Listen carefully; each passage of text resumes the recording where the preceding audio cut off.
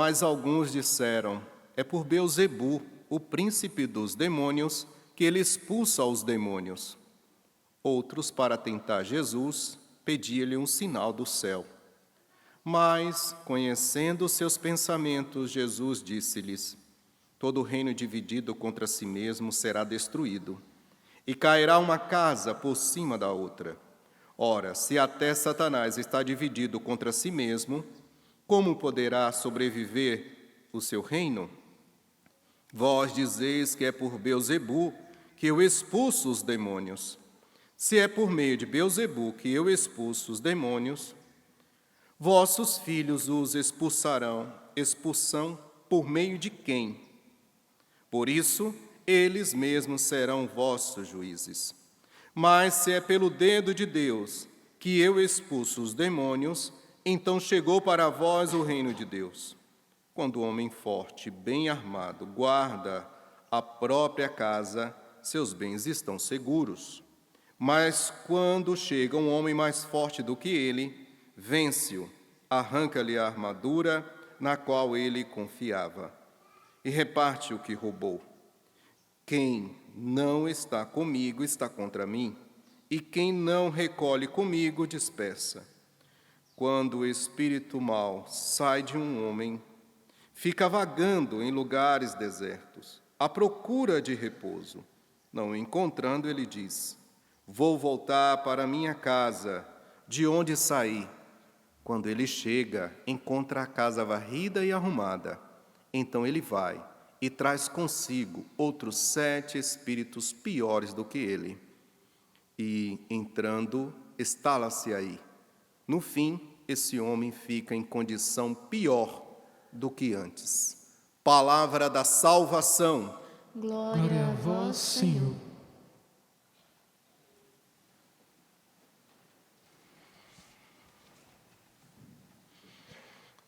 Uma boa tarde mais uma vez. Nós estamos caminhando por alguns livros do profetas e hoje nós ouvimos o livro do profeta Joel. Bom, na época em que Joel estava aqui profetizando, aconteceu algo muito forte no meio do povo, que foi uma praga de gafanhotos. O gafanhoto acabou com toda a plantação. E se não tem nada o que comer, cai-se numa miséria. É o que estava acontecendo. Toda a plantação que tinha, os bichos comeram. Não sei se vocês lembram que há uns anos atrás aconteceu isso na Argentina, no sul do Brasil, né? Aquele monte de gafanhoto, de grilos, atacou tudo, comia tudo. Então aqui provavelmente foi pior do que construir todo aquilo que estava plantado, foi comido. E o povo entrou no processo difícil. Não tinha comida, não podia fazer oferta também no templo, porque não tinha como dar uma oferta se não tinha para eles. E aí, Joel no caso, olhando isso, ele observa: Deus está falando para a gente. Deus está nos falando algo através desse sinal. E nós precisamos nos voltar para Deus. Primeiro ele começa a falar pelos sacerdotes, por aqueles que eram para cuidar do povo. Que era preciso eles se voltar para Deus, se sentar em cinzas,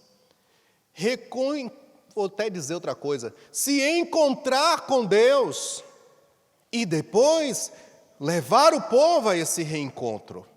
Que se aquele que está à frente, o padre hoje, o bispo, está longe de Deus, ele não consegue falar de Jesus. Ele não consegue levar Jesus para aqueles que estão necessitados de ouvir Jesus. E aqui, ele está falando para o sacerdote em primeiro lugar. Se reencontre com Deus.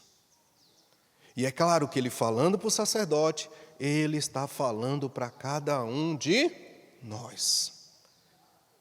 É preciso se reencontrar com Deus. Ir até o templo, o lugar onde Deus estava.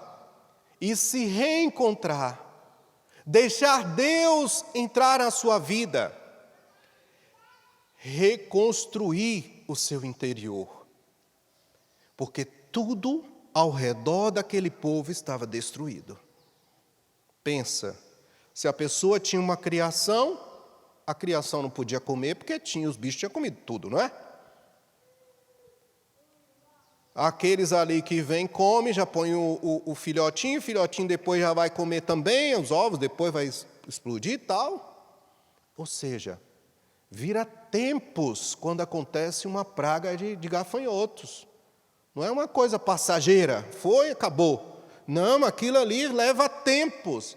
E para plantar e colher, leva outro tempo. Então era algo que era necessário. Voltar o coração para Deus. Voltar a vida para Deus. E aí, nesse dia, como eu disse para você no início, um dia penitencial, é um dia para a gente refletir isso também. Na penitência que você está fazendo, no jejum que você está fazendo, o que eu preciso retomar? O que eu preciso voltar para Deus? E está na nossa cara muitas vezes, viu? E a gente só faz de bobo. Faz de conta que não está vendo. Ninguém está me apontando, então eu faço de conta que eu não estou vendo. Mas Deus está vendo. E é pior, não é? Porque eu posso enganar o outro, mas de Deus eu não consigo esconder. Porque Ele está ali, ó. O Espírito Santo batendo no nosso coração. Muda de vida. Muda de vida. Reconstrói a sua vida. Vai para lá. Sai disso. Deus fala isso no nosso coração, o Espírito Santo fala isso no nosso coração. Por outro lado, no evangelho que nós ouvimos hoje, Lucas nos descreve que Jesus estava expulsando um espírito mau, certo? E que as pessoas que estavam ali falou, olha, é por Beelzebu que ele expulsa Beelzebu. E aí Jesus dá uma resposta. Se é por Beelzebu que eu estou expulsando Beelzebu, seus filhos, porque também o povo judeu, ele tinha um processo também de expulsar os demônios. Não começou com Jesus não, viu? O povo ali também expulsava os demônios. Então Jesus fala, se eu estou expulsando por Beelzebu, e os seus filhos expulsa por quem? Ou seja, está agora expulsando por quem? Porque Jesus estava expulsando em Deus, que Ele era Deus, não é isso? Os filhos daqueles também expulsavam pelo mesmo Deus. Então, olha o pecado, né? Olha a situação que chegou. E além disso, já existe o combate, o embate entre Jesus e o próprio demônio, não é? Aí vem outros para tentar Jesus, não é a palavra que está usando aqui? Ainda vieram outros tentar pedindo que Jesus fizesse um sinal. É o que a gente passa, viu? O capeta perturba a gente, né? Está ali perturbando a toda hora. E além dele, ainda vem uns para nos colocar à prova. É aquele velho ditado, desculpa o padre falar assim, viu?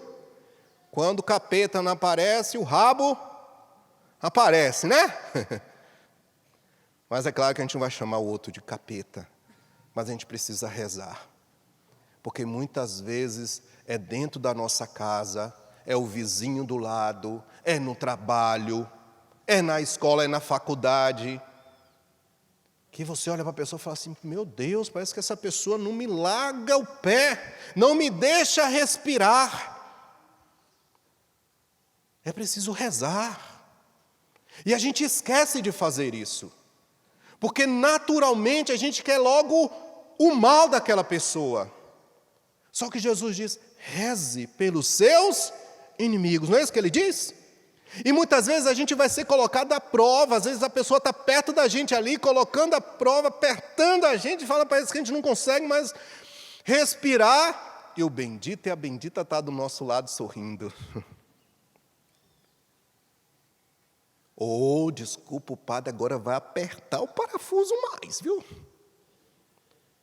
Cuidado, porque às vezes é nós que somos na vida do outro. Ai, minha Nossa Senhora Aparecida, né? Porque às vezes sou eu que sou na vida do outro, esse que põe o outro à prova. E às vezes a gente não consegue enxergar. A gente consegue só enxergar o bem que a gente está fazendo, mas a gente não consegue enxergar o mal na vida do outro. Cuidado com isso, eu disse para você e digo para mim também. E aqui já pertinho da imagem eu quero pedir a Nossa Senhora essa graça na nossa vida. Que a gente possa estar debaixo do manto sagrado dela. E quando a gente for na vida do outro, esse mal que ela, desculpa a palavra, viu? Puxa a nossa orelha. Falou, Padre Santo, você está sendo malzinho na vida do fulano. Dona Maria, minha querida, minha filha amada, você está sendo malzinho na vida do outro. Nós precisamos ser bom para o outro. Ser filho, irmão, filho de Nossa Senhora e irmão do outro. Porque é muito fácil a gente olhar para o outro e falar, ele está fazendo isso, ele está me fazendo isso, e eu? Qual é o espaço que eu estou usando de mal na vida do outro? Aqui, repito, né? Vou pegar o Evangelho, não vou correr do Evangelho, não. Jesus estava expulsando o demônio, mas alguns disseram, é por Beelzebu, príncipe dos demônios, que ele expulsa os demônios. Outros, versículo 16 de São Lucas, capítulo 11, para você depois olhar e meditar, não é o padre está falando por ele não, está falando aqui, ó, versículo 16. Outros, para tentar Jesus, olha a palavra, pediram um sinal do céu. Outros, para tentar Jesus, pediram um sinal do céu. Ponto. No final do Evangelho, Jesus conta essa parábola desse homem forte, que guardava a sua casa, mas chegou um outro mais forte e venceu aquele homem. E aí venceu, roubou tudo e ainda distribuiu o que ele tinha roubado. E aí Jesus termina dizendo dessa pessoa que recebe a graça de ser expulso o demônio da sua vida. E aí eu não quero encerrar aqui. Jesus expulsa o demônio da nossa vida. Mas o demônio não nos deixa em paz. Ele vai. Roda, roda, roda, busca outro lugar. E aí a gente está junto com Jesus, não é isso? Perto de Jesus. Eu olhando para isso me recordo de Judas. Porque Judas tinha uma dificuldade, não é? Tinha o problema dele próprio lá, de roubo, seja o que for. Estava perto de Jesus, estava até caminhando mais ou menos, mas depois o mundo entrou no coração de Judas, o mal entrou na vida de Judas, e ele ficou pior. Ele entregou o próprio Senhor. E aí eu chamo a atenção para a gente. Nós estamos na presença de Deus, continue na presença de Deus, por favor. Porque lá o mundo, não sei se você já viu essa experiência, eu já vi várias vezes, de pessoas que eram usuário de drogas, que era alcoólatra, se encontrou com Deus, mudou de vida, mas quando caiu, parece que caiu para sempre, né? Você olha e fala, meu Deus, esse rapaz estava até caminhando, mas agora ele está pior. Mas é o que Jesus diz. O demônio procura o lugar, não encontra, ele volta para aquele que ele saiu, não entra não. Ele vai buscar 7 piores. O número 7 a gente bem sabe o que é, né? São terríveis. E vai lá, busca esses 7 e volta e ali faz morada. Olha o perigo que nós corremos, não é? Todos nós. Que o Senhor nos livre, mas a gente também precisa estar bem perto dEle. E o nosso coração está voltado para Ele, sempre. Porque o mal, ele está ali, ó. São Pedro diz na carta, o demônio mau é como um leão que está ao nosso redor, querendo nos devorar. Olha o perigo. Se a gente tivesse uma visão sobrenatural, a gente, ó, perna para quem? Te quero. Mas a gente não vê. Mas ele está ali, sempre buscando algum espaço na nossa vida. Que nós estejamos sempre debaixo do manto de Nossa Senhora, guardado por ela, protegido por ela, para que nenhum mal chegue até nós. Louvado seja o nosso Senhor Jesus Cristo.